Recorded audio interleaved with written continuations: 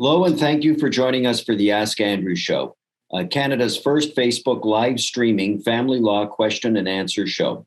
My name is Andrew Feldstein, and I'm the principal of Feldstein Family Law Group.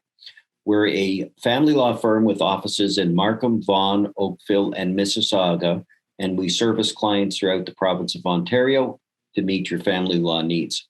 Today, we are joined by a special guest, Jordan Atin. Jordan is here today to discuss the impact trusts have in family law disputes and important considerations to take into account. Jordan has practiced in the area of estates and trusts since 1999 and is an adjunct professor at Osgoode Hall Law School. Jordan is a certified specialist in estates and trust law, and he currently works at Hull&Hull, which practices primarily in the area of trust and estates law. Welcome to the show, Jordan. Great to be here, Andrew. Thank you. So, Jordan, I know sometimes we have areas of practice that cross paths with one another. And I think people, I know at least when they come into my office, sometimes they get confused about concepts. And one of them that they seem to be really confused about is the difference between a trust and a will. Right. Well, for sure. A will simply is a document that gives away your property when you die. So that's what a will is. Now, a will can contain two kinds of gifts. When you give away property in your will, you can give away assets, for example, with no strings. Those are simple kinds of gifts. But the other kind of gift is called a trust. And a trust is really a kind of gift where there are strings attached. So you say, for example, I want to give money when I die to my kids, and you use the word but to describe a gift. I want to give money to my kids, but not till they're 30. Well, as soon as you use the word but, you've just said, I want a trust, because that's exactly what a trust is. It's a gift with strings attached. Now, what do you call a trust that's given from a will? Because as I understand it, there's two types of trusts. Right. So a trust in a will is called a testamentary trust. Testamentary meaning a will. And so you can have gifts in your will that are trusts. Those are testamentary trusts. The other kind of trust, because remember, you can give gifts during your lifetime. And those kinds of trusts, if you're going to attach conditions or use a but attached to a gift during your lifetime, those are called inter vivos trusts, which mean just within life, during life. So those kinds of trusts, they're also often referred to as family trusts. They're assets that you take that belong to you, and you give them over to other people with a but. You get them, but, and that's a trust. And if you do it during your lifetime, it's an inter vivos trust. Okay, so now our viewers understand the difference between the two types of trusts.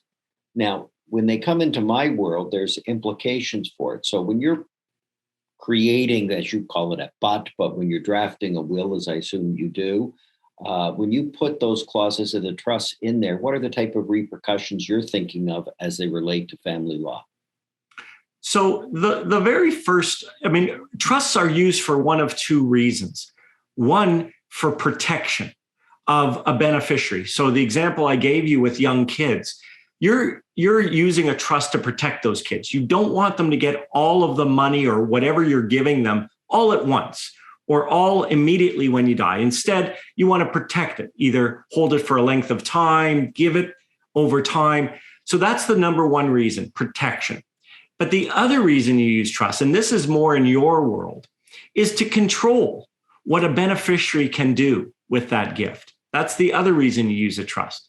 So you can use a but to control what a beneficiary can do. So you might say, look, I'm going to take X dollars and I'm going to give it to all of my kids, but I'm going to leave it up to another person called a trustee to decide how to divvy things up among those beneficiaries and what strings to attach to those gifts.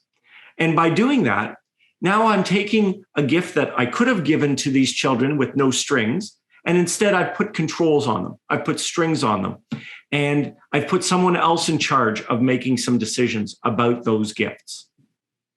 And the fascinating thing from a family law lawyer's perspective is now you've taken things that if you didn't have the but, as you put it, and somebody got a gift, you'd have a pretty good idea of what you're going to do and how you're going to deal with it. But now if you have a scenario where there's 4 kids and they were the beneficiaries when somebody passed away of a will, and there's a testamentary trust, now there's going to be a fight. So the first question is, were they the beneficiary of the trust on the date of marriage? And if the answer is yes, you get into a significant issue about how do you value what the interest is? Because I think you were saying that sometimes a trustee can have lots of discretion and they can give all the money to one kid and none of the money to another kid. So from a family law lawyer's perspective, we sometimes get into a fight as to, well, if it was there on the date of marriage, what do you have? How much is it worth? The other fascinating aspect of that can be, it was there on the date of marriage, which is 25 years ago, and how do you value those assets? I mean, I once had one where the beneficiary was one of a whole bunch of people, and there were a number of pieces of real estate that was in the trust on the date of marriage, but the problem was none of those pieces of real estate existed anymore. And I don't just mean they didn't own it, but the structure that it was on didn't exist. So now you have this horrible valuation process of how do I value a building that existed 25 years ago, other than what was on the financial statement, if you're able to find it.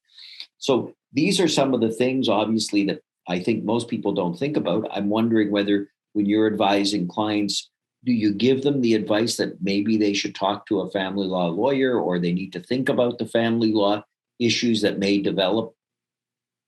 Absolutely. I mean, you know, in Ontario, we have this rule that if you inherit money during a marriage or you receive a gift during a marriage, that's dealt with differently than if you received a gift or an inheritance prior to marriage. So we do take all of those things into consideration. When we try to figure out, and I'm often consulted by family law lawyers about, how do we value? Because typically, in a typical scenario, these family trusts, let's say we took shares in a private company, a family company, and instead of owning that myself, I say, you know what? I'm going to give it over to this trust. I'm going to take it out of my name, out of my control, put it into this trust. And guess what? I'm going to name all kinds of beneficiaries, my kids, my spouse, my kids' kids, my kids' kids' kids, people who aren't born yet. All of those people, if I name them, they're beneficiaries. And now I've got a group of, well, we don't know how many because we've got unborn, what we call unborn children, people who are beneficiaries that don't even exist yet. And how do we figure out sort of what each person, what's their entitlement? Because oftentimes no one has any entitlement because we say to the trustee, you figure it out. You decide, it's completely up to you. Give this kid half the money, give this kid zero, give that person. So judges have a whole bunch of problems with that because they're not comfortable saying, you know what, you don't have anything, which is, in my business, that's the truth. In trust law, the beneficiaries have nothing. But in family law, no judge really loves that idea that says, look, there's millions of dollars over here that might go to them, but we're going to count it as zero. And so they've come up with all kinds of mechanisms for saying, how likely is it that this child is going to receive some of that money? Because, judges in family law, a little different than judges in trust law. Judges in family law want fairness, right? Judges in trust law, we've had trust law for a long time. And one of the aspects of trust law is that, as a discretionary beneficiary, you really don't have anything of value. And so judges are, they're torn there. Well, it's interesting you say that because from a family law perspective, we look at a lot of history. And if more common in an inter vivos trust, right, where one parent has given away the shares in the company, as you said, and then there's a number of years of history where, let's say there's 3 kids and all 3 kids got the same payout each and every year, the court's going to be a lot quicker to say history is going to be predicted of the future, notwithstanding the fact that most parents say what I think most parents would say, which is, if my former in-law child gets 1 red cent, that kid is cut off. And I've heard lots of people say that, and I'm sure you have. Absolutely. And courts don't seem to really accept that proposition and assume it's going to continue on the same way.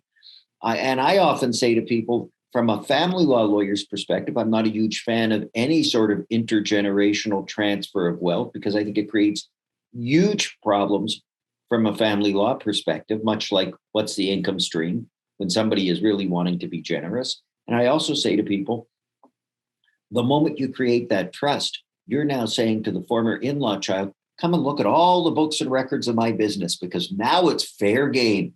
You get to see everything. That's a great point. And, so much of trust law is driven by tax. This idea that somehow we're going to, there are some tax benefits to using these trusts during your lifetime. But if you talk to somebody like me or somebody like you, you'd get a different answer. When you create these trusts during your lifetime, you're taking an asset that no one had any right to talk about or ask you about. And that you had complete control over, and you're giving it over to somebody, to a trust, which now has, as I said, all these beneficiaries who can start to say, so what's going on with all that money that I'm a potential beneficiary of? And you're like, well, that's not your money, that's my money. And you're like, no, that money now belongs to a trust. It's not your money anymore. And then the in-laws, as you say, start getting in there too. And that's a great tax plan and a terrible family plan. And what people don't appreciate too is when you're forced to give that disclosure of your financial information, it may end up in a court file. And how would you like to be reading on the internet and have everybody be able to read information about how much money your company makes, what the retained earnings are? I don't think people want that. That's why they're a privately held company. But that's what you're exposing yourself to. And I think a lot of people are not sensitive to that type of potential risk when they're setting up these type of transactions. When I talk about trust, whether they're in a will or while you're alive, I say, okay, let's list all of the beneficiaries that, they're like, well, and I start saying, well, they say my kids. Okay, great. Now, how about their kids? Well, they don't have any kids. Well, but these unborn beneficiaries, and guess who represents unborn beneficiaries?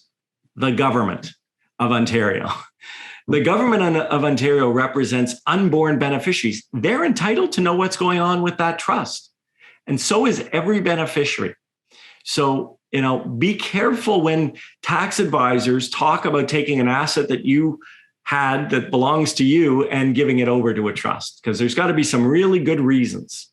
Well, the one I've always hated is when you see somebody who names their children as a beneficiary of an inter vivos trust and may not, and created a certain structure of shares and then starts paying them a salary. I don't think it's done as often now because they've changed the tax laws, but when they were doing this, the problem is usually the parent who set that up would take the money back from the kids. It was just, they viewed it as, give my kid $50,000 or whatever the number was, the kid, I'll take care of the taxes. I hardly pay anything. And now I have an extra $20,000, $30,000 to put in my pocket. But then when they get divorced and it's high conflict and one kid isn't talking to that parent anymore, the other kid says, it's my business. These are my assets. Where's my money, mom or dad? You took all my money.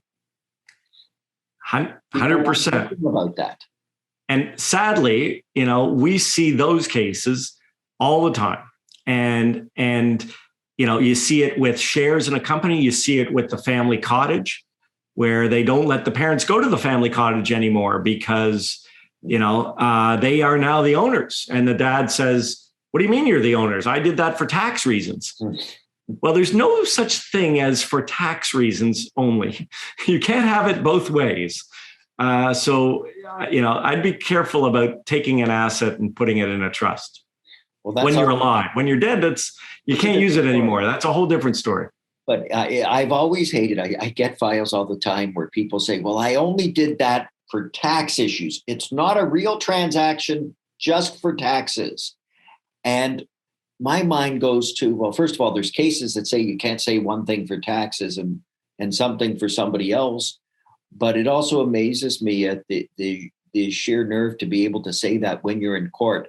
And now we're in a world where most reported decisions, or I shouldn't say reported, but most decisions are now being reported on Canly, and you're inviting the CRA audit because they may very well read it. Yeah, there's no such thing. There's no such thing as I only did it for tax reasons. And the real thing is that I'm really the owner. Well, then you're in trouble. And it's great leverage. The other thing is it's great leverage for people who are fighting in court to bring things up that you might not want brought up, right? So well, this isn't a trust issue, but the one I'm waiting for, and I've come close on one, is now how CRA requires you to report the sale of your principal residence. Right.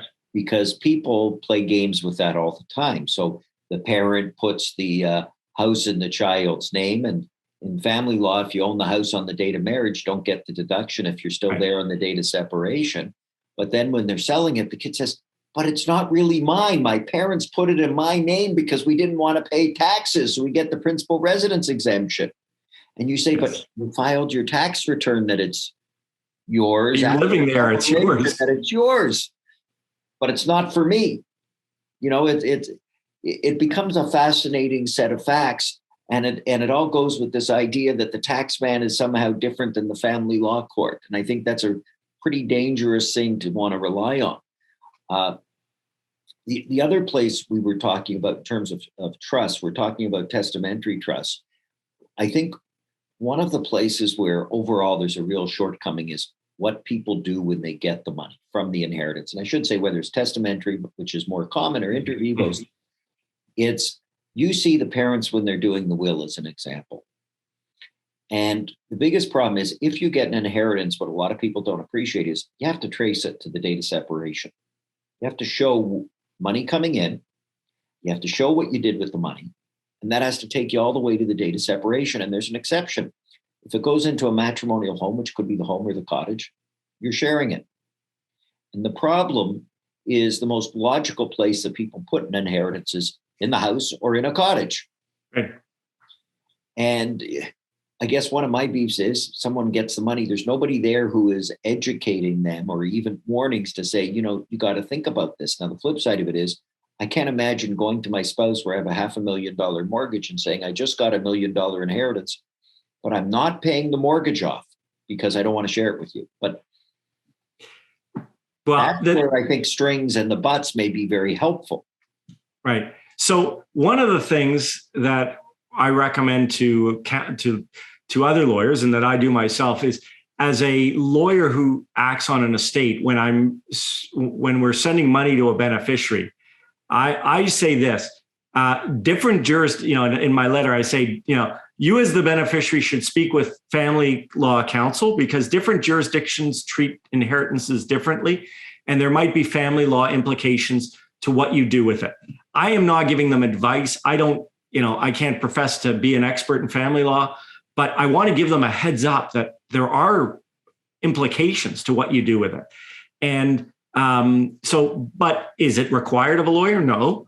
It's a problem because often, I get so much credit when I draft a will for this clause that we throw in every will that says, inheritances are excluded and so is the increase in value of that inheritance. And people think I'm a rocket scientist and, oh, thanks for thinking of that. Meanwhile, every will has that, but, so it is important and hopefully, that beneficiaries who receive money get at least that heads up that they should speak with a family law lawyer about what to do with that money and make a decision based on informed consent and knowledge. Well, you say that, but if you were to ask me the question, Andrew, how many cases when someone has an inheritance did they actually keep the proper records when the inheritance was, say, more than 5-6 years earlier? Almost never does anybody keep the records of their inheritance. I remember one client, she told me 1 month before separation, the husband came home and he said, it's time to purge. And let's throw out all the banking records we've kept for the last 15 years, i.e., he got her to throw out all of her proof for inheritance. But this, ironically, this woman was so detailed. She kept all of the records of every share purchase and sale she made and was able to recreate it. But very few people could do something like that. And that goes to the whole point. One of the things I say to people too is if you get an inheritance, you got to keep all of the records for it, but don't think for a second it's smart to keep it in your filing cabinet at home. Because how often I've had consults with clients who come in and they say, Andrew, it's not a problem. I got a $500,000 inheritance. It came in 10 years ago. I have all the paperwork at home. And then they phone me an hour later after they get home and they say, it's gone. And they're shocked. And I think about it. Well, you're telling me these papers are worth $250,000 to you and you're surprised your spouse went and shredded them. So the moral of the story is copy them. Save them in a safe place where your spouse doesn't have access to it, and make sure you save them all the time in a safe place, because otherwise, if you can't prove it, you'll lose it. And I don't know if you see things like that in your practice. Thankfully, I never think of that. I don't have to in my business, but I do say to my clients, maybe just have a talk with your kids and leave a note or something that says, just do me a favor, keep this money separate and document that and keep, records of that. And hopefully they don't, they don't go missing. The problem is human nature is contrary to wanting to keep those records, thinking that you may get divorced. And so few people do it. I say to people, sort of the cocktail party kind of thing, when someone hears I'm a divorce lawyer and they say, what would you tell me? I say, well, if you're not going to get a marriage contract, and you're getting married, at least save proof of all your assets you had on the date of marriage. Mm-hmm. And I think I'm the only person that ever had all their assets, the proof of it kept in a safety deposit box for when they split up, because most people don't have anything. I had every bank statement I needed. I'm a divorce lawyer, so if I didn't have the guts to ask for a marriage contract, at least I was going to do that. But my own self-deprecating humor aside, the point is you got to know to keep these records, and that becomes really important. And I can't emphasize enough to you and to your clients, you get the importance of keeping it. Now, I'm going to sort of change topics a little bit, but in your experience, what is the effect of separation on an existing will or on a power of attorney? So it's a great and timely question, because right now, as we stand here on September the 29th or thereabouts in 2021, separation has absolutely no effect on your will. So if you have a will that leaves everything to your spouse and you're separated for 25 years, but you never you never change your will and you never get divorced, your spouse is still in there. So separation has no effect on a will. Now, starting in January of 2022, the legislation is changing so that separation is treated akin to or equal to divorce. If you are divorced, let's say I left money to my spouse in my will and I divorce my spouse. The will is read as if my spouse predeceased me. Okay. So that does save it. Now, starting in 2022, the same effect will be if I'm separated for 3 consecutive years prior to death. And so in that case, the will be read as if my separated spouse also predeceased me, but we have to be separated for 3 years. I wouldn't personally recommend and I don't deal with separated spouses all that often, but I'd say to them, I wouldn't wait those 3 years, for your own peace of mind. And I'm sure you do this, Andrew, is, one of the things that you say to separated spouses, change your will, change your power of attorney. But most important, well, not most important, but also don't forget those, what I call mini wills. So your RSP designations, your life insurance designations, your jointly held assets, right? If 2 people own an asset jointly, the matrimonial home, and you change your will, but you still own the home jointly when you die, your ex is going to inherit that automatically. So, one of the cases that got me into this business was exactly that kind of case, where the ex-husband changed his will, cut out the wife completely, died. Turns out the wife inherited everything. Why? because everything was designated. The life insurance was designated to the spouse, wasn't affected by the will. And the home was jointly owned, which went automatically to her outside of the will. So, it's really a time to consider all your planning, and a simple changing of the will is not often enough, because your life is probably intertwined with joint assets and designated assets. Well, it's interesting you say the 3-year rule for separation commencing in January, because yes, we do tell our clients to change their wills. It's a good idea. And I always tell them that, well, the worst thing that's going to happen is they're going to elect to claim their equalization payment as they're entitled to under the Family Law Act. And they can make a claim under the Succession Law Reform Act as a dependent, but you're still better off than giving everything to them. But when I hear you discussing this 3-year rule, I can picture the floodgate of litigation about were they separated for 3 years? And the irony is, the definition that you may be dealing with may be different than the definition in the Family Law Act. Because what most people don't appreciate, there is a different definition of separation in the Divorce Act than there is in the Family Law Act. And they may have a different definition if it's in the Succession Law Reform Act as well. So a family law lawyer may say, well, that's obvious you were living separate and apart, but maybe not, because in the Family Law Act, if there's a possibility of reconciliation, you're not separated. And that legislation is just coming. I mean, historically, wills and estates law was always about certainty, clear. Even though it might have been unfair, we knew if somebody was divorced because there was a certificate that said they were divorced. It wasn't a matter of argument. And estates law loves that. To introduce this idea of living separate and apart as a result of breakdown of the marriage, which is the definition, is introducing what you guys do all the time. And, were we going to get back together? No, we weren't. And now we're talking about not support obligations, but an entire estate. And so one of the ways around that is to do a separation agreement that deals with that, do a new will, that would probably be the fastest way. Well, the practical reality is you can't count on a separation agreement because that requires you to agree with your former spouse and have motivation to do it. So people do need to do their own wills. I mean, I know, I hate to admit it, but I remember when I got separated and I was taking my first trip, and it was a few months after separation, and I realized I'm getting on an airplane and right now my ex is going to get everything. As a lawyer, I would never recommend anybody to do this, but I wrote a quick holograph will for myself.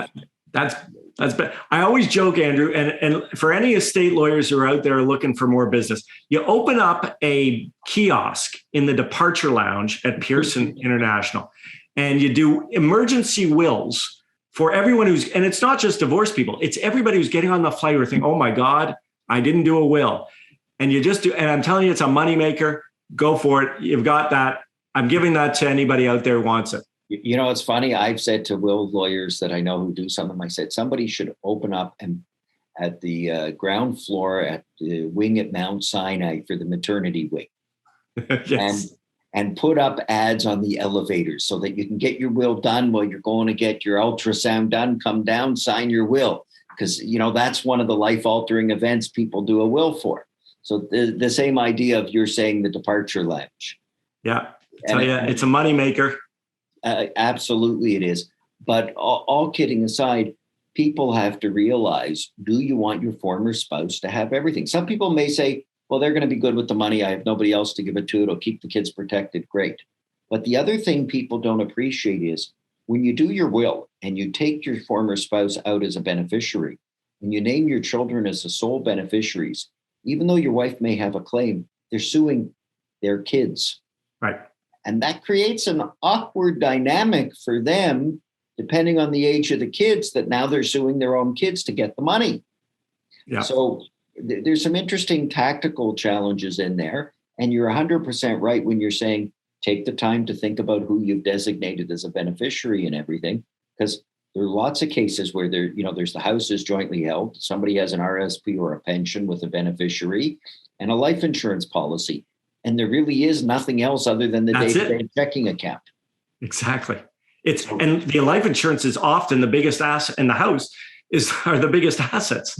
And those aren't going to be governed by the will and if they're jointly owned and if they've got a beneficiary designation. Now, I will say as a caveat that if you are going to owe spousal support and child support, it doesn't necessarily mean if you have $5 million of life insurance or $2 million, you completely write the former spouse off, because optically, if you're going through litigation, you may look really bad doing that. So if you do have a family law lawyer, I would strongly encourage you to consult with that lawyer, because we family law lawyers, we have the software that allows us to calculate whether that number is the right number. Because just because I have 5 million insurance doesn't mean it all has to go to my ex-wife. The idea of the insurance that we need to have is for the security for the child support and spousal support for the duration that I may have to pay. So that doesn't mean that if I have a 20-year-old child with 2 years left of university, there's really much insurance for that child, but there may be for the spousal support. And if we can quantify it for you, we can tell you how much to keep the way it is and how much to change it. I see that we're coming to the end of our time right now. And Jordan, I wanted to thank you for being on the show. It's been a pleasure having you. As always, the time goes by very quickly. Yeah. I do appreciate you sharing your experience and expertise. So thank you for being here today. My pleasure. Thank you, Andrew. And the next show is on October 20th at 7:30 p.m. And if you have any requests or ideas for future shows, please email us at info@feldsteinfamilylaw.com. And thank you for watching.